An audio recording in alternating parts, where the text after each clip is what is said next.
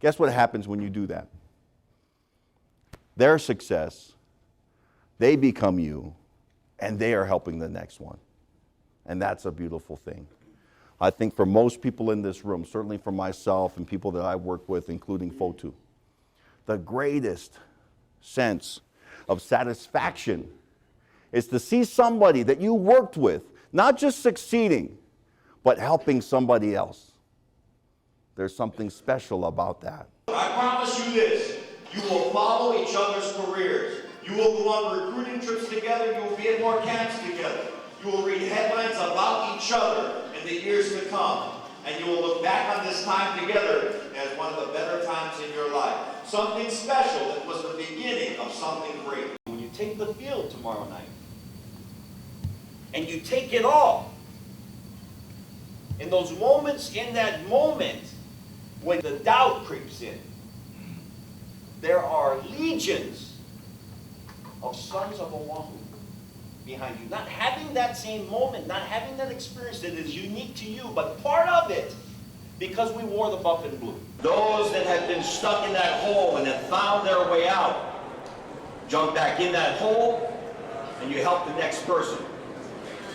I applaud you for what you're doing today, because what is happening here is everybody is in this hole, and we're going to walk out together.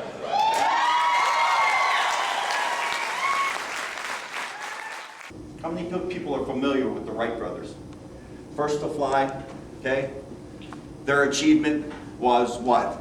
Unprecedented. Unprecedented.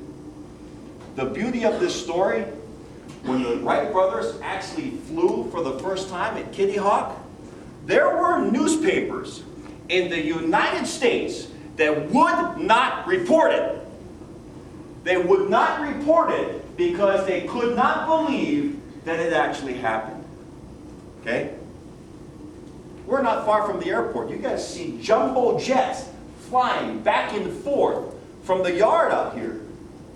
There was a time when people believed that it was physically impossible for man to fly. But just because it hadn't happened yet, didn't mean it couldn't happen. You know, one of the topics today was, can I be educated and maintain my culture? How can I lose it? How could I lose it? It's in my blood. I never lose it.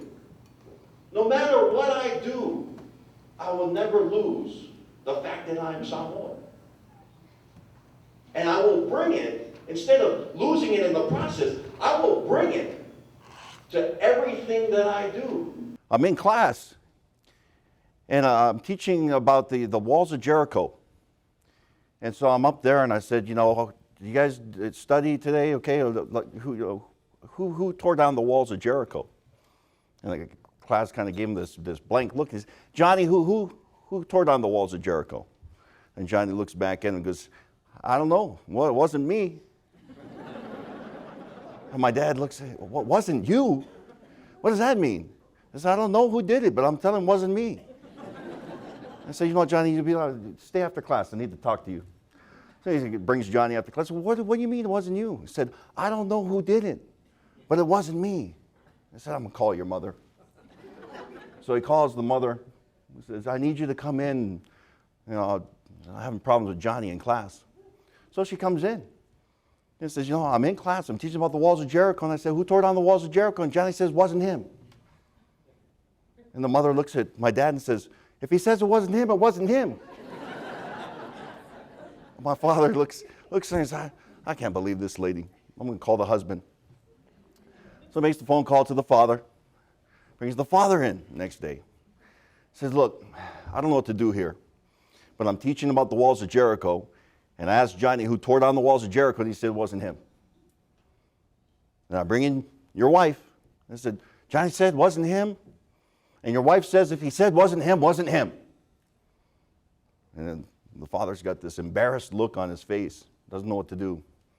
And he pulls out his checkbook and he says, look, I don't want any trouble. How much did the wall cost?